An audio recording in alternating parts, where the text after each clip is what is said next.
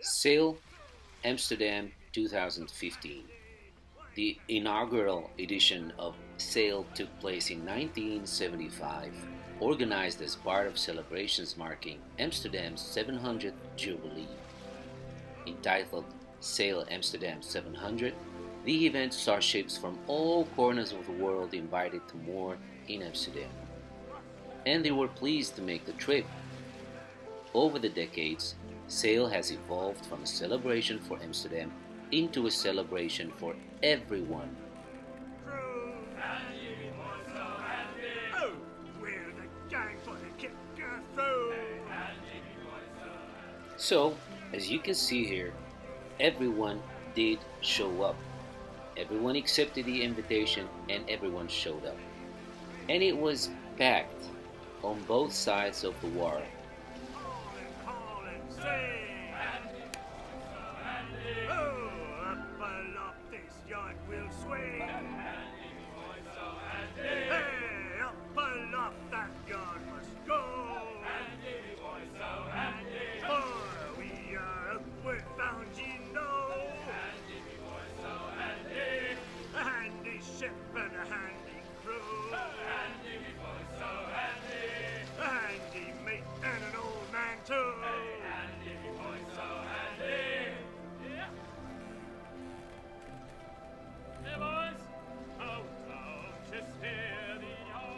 Alright, guys, get your binoculars ready, your cameras and video cameras, because the first ship, the first sails are in the horizon.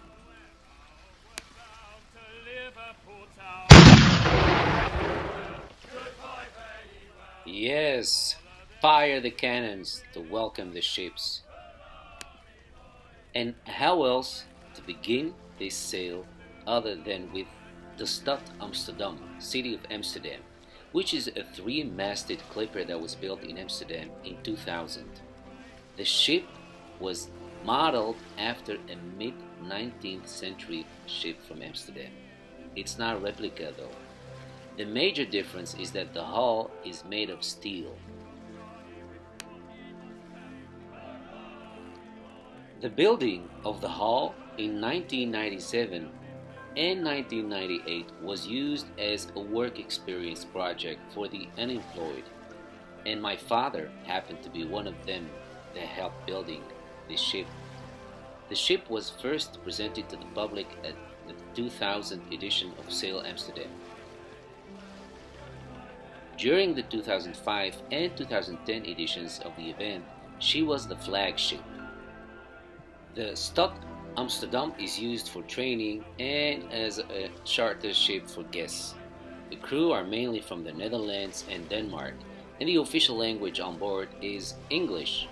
Her home port is Amsterdam.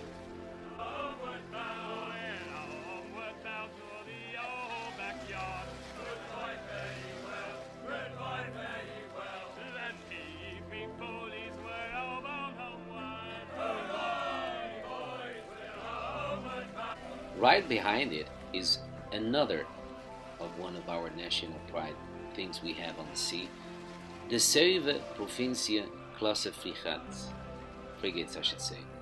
The 7 Provincia class frigates are highly advanced air defense and command frigates in service with the Koninklijke Marine, which means Royal Netherlands Navy. This class of ships is also known as LCF, Luchtverdedigings- en Kommando-Frigate, Air Defense and Commando Frigate. The ships are similar to the German Sachsen-class frigates in role and mission. These ships were optimized for the anti-war warfare role. For this role, the ships are equipped with an advanced sensor and weapons suite.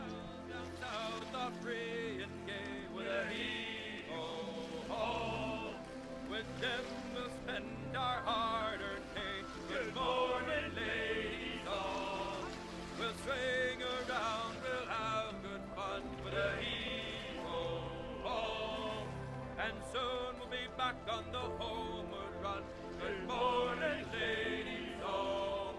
And when we get to Bristol town, hey ho ho, And on the third place, coming in third, is Mir, meaning peace, world.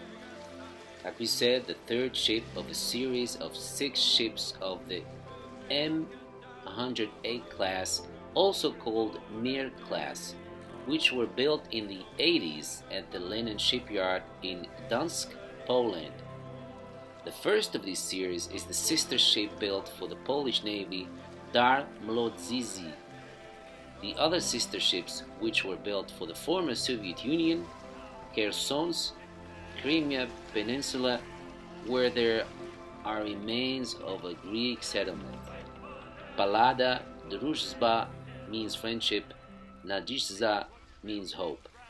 Since 1988, the STS Mir has been taking part in international races of sail training ships.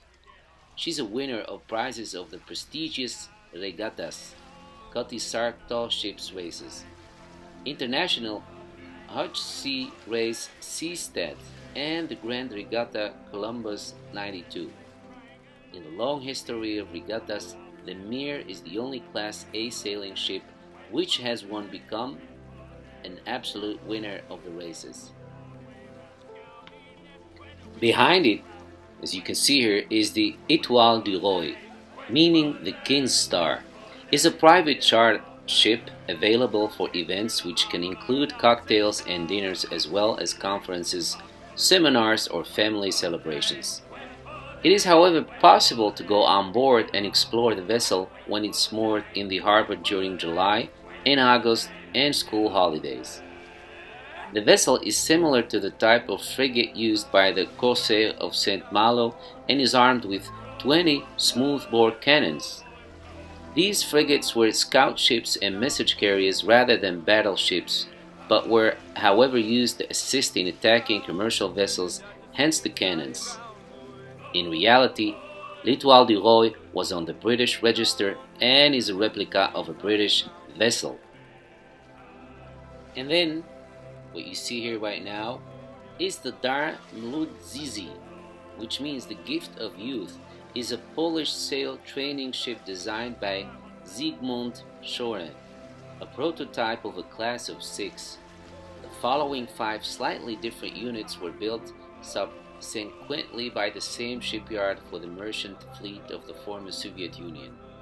Her sister ships are Mir, Druzhba, Palada, Khersones, and Nadezhda.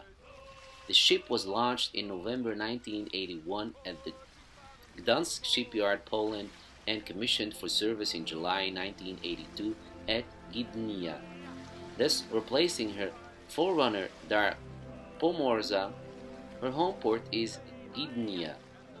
The Dar Mlodzizy is the first Polish-built ocean-going sailing vessel to circumnavigate the globe between 1987 and 1988, thus repeating the famous voyage of her predecessor, which did that between 1934 and 1935.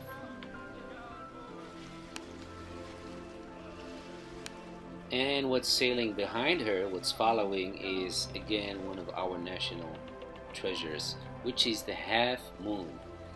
The Half Moon is a full-scale replica of the original Dutch ship of exploration sailed by Henry Hudson for the Dutch East India Company in 1609. The original Half Moon was the first European ship to document entry into what we now call the Delaware Bay and River, and to explore the Hudson River to its navigable limits. The New Netherlands Museum is the non-profit educational institution that owns and operates the Half Moon as a traveling museum dedicated to public education about life in New Netherlands during the 17th century. Visitors to the Half Moon step into a full-scale time machine. Once aboard the ship, the visitor sees and feels the experience of life aboard ship 400 years ago. The ship accurately reflects the colors and designs of the Dutch East India Company ships from the early 17th century, and crew members are often dressed in clothing typical of sailors from this period. The Half Moon is fully operational and has sailed as far as Lake Michigan and south to North Carolina. Most of its time is spent operating in the historic waters of New Netherlands, with extensive operations on the Hudson River and extending outward to the Delaware River and Bay and to the Connecticut River. From that ship, we go to the Terra Nova, as you can see here on the background. Terra Nova was one of the four major shipyards in Stockholm in the 18th century. It's where the original East Indiaman, which came to be called Göteborg, was built. She was launched in 1738. Terra Nova was situated where the road Strandwagen now runs. The area had previously been a reeded inlet that was filled in, hence the name Terra Nova, which means new land in Latin. Some 200 people worked at the shipyard, half of whom were carpenters. In those days, an East Indiaman could be built in just under 18 months. Göteborg reached the Chinese coast in summer of 1744. It was her third voyage. After a 6-month trade stop, she began her voyage home, but had to wait a full 5 months in Java for the right winds. The long wait was a strain on the crew. After an adventurous journey home and 30 months at sea, the Swedish coast was finally within sight, and the ship's cargo holds were crammed full with tea, silk, porcelain, tutanigo, zinc, that means spices, and much more. And what you see here, and I'm sorry we had some ships in front of us blocking it, but what you see behind that, as it will be visible soon, is La Grace, which is an authentic replica of a brig from the second half of the 18th century. Her construction is based on the plans which were published in Architectura Navalis Mercatoria from 1768 by Swedish Admiral Frederick Henrik af Chapman. He was probably the greatest ship constructor of all times who laid foundation to modern ship construction based on accurate building plans. Long before Ford established a flow production from prearranged parts, and thanks to this idea, he cut down the construction time 10 times. Many war and trade ships were constructed by his plans, and on his plans are based all modern replicas of historical sailing ships from 15th to 18th century. And what follows here is Christian Radich, was built by Framnes Mek Yard in 1937. She was built as a sail training ship. The orlops, dormitories, had a capacity for berthing between 80 and 19 students, maximum 80 today after renovation. A large galley for learning to cook, carpentry, training, and earlier there was also a machine shop on board where the galley is now, for the training of engineers. The purpose of the training ship was to train sailors. Sailing ships were the usual vessels around the turn of the century, and that is why the sailing ships continued as a school ship later on. Even though the initiator to build Christian Radich is often referred to as captain, his profession was general manager of a sawmill, and he was also part owner in another. But he loved the sea, and it's said that he never got tired of listening to stories from his cousin who was a captain. Simon Christian Radich lived from 1822 to 1889. The birthplace was Halden, but he lived most of his life in Oslo. At that time named Christiania, the ship is indeed associated with Oslo. And then we get the Krusenstern or Krusenstern, Russian, is a Russian four-mast bark and tall ship that was built in 1926 in Bremerhaven, Diesermunde, Germany, as shipyard number S408, under the name Padua, named after the eponymous Italian city. She was given to the USSR in 1946 as war reparation and renamed after the early 19th century Baltic German explorer in Russian service, Adam Johann Krusenstern, who lived between 1770 and 1846. The ship was used in three German movies: the Mutterei auf der Elsenor from 1935, Herz geht vor Anker 1940, and Großfreiheit number 7 from 1944, as well as a number of Russian and Soviet films. On June the 23rd, 2009, while en route to the Charleston, South Carolina Harbor Fest, the ship's foremast was damaged in a storm off of Bermuda when the sail backed and snapped the mast. Then what followed is the sail ship with green sails. That was an amazing thing to see. Alexander von Humboldt II has been sailing the high seas since 2011. Like its predecessor, Alexander von Humboldt, Alex II, is a civilian square rigger, offering tall ship voyages for everyone, regardless of previous experience. Alexander von Humboldt II has been built with a traditional bark rig. That means that fore and mainmast carry square sails, while the sternmast, the mizzenmast, carries gaff sails. In total, Alex II is driven by 24 sails with a sail area of 1,360 square meters. In favorable wind conditions, she runs up to 14 knots, and if the wind does not blow at all, a 750 horsepower engine helps to reach the next port in time. Alex II is owned and operated by Deutsche Stiftung Sail Training, German sail training foundation. Based in the bark's home port, Bremerhaven, DSST is a non-profit charitable organization.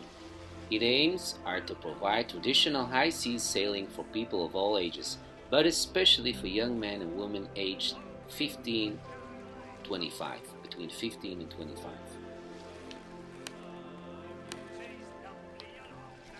Then, what followed is Ark Gloria.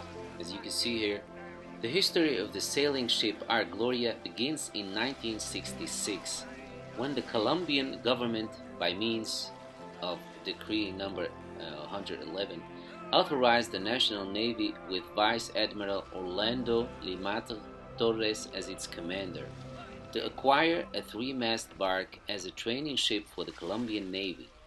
It's said that at that time, in many meetings at work or in social events with the military leadership, the favorite topic of Admiral Lemaitre was the need for a training ship. His enthusiasm and clear ideas encouraged General Gabriel Rivas Pizarro, the Colombian defense minister, to support the project by taking a napkin and writing on it, "Vale por un velero," worth one sailboat, and signing it.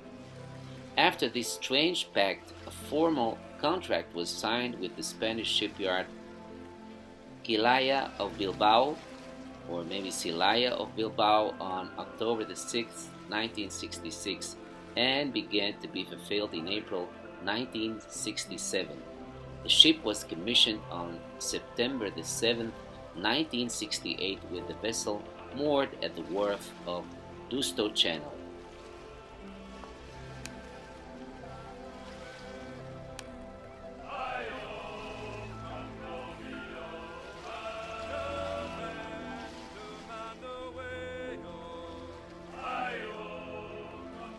Sail Amsterdam is a really great event, and we love visiting it and we love sharing it with you here, guys. So if you like what you see, please subscribe to our channel, and please share this with your friends and convince them to subscribe too, because we need you guys to be here with us and join us in our little YouTube family. So please feel free and feel very welcome to subscribe, and we hope to surprise you with yet another nice vlog in the future. So come back now, you hear?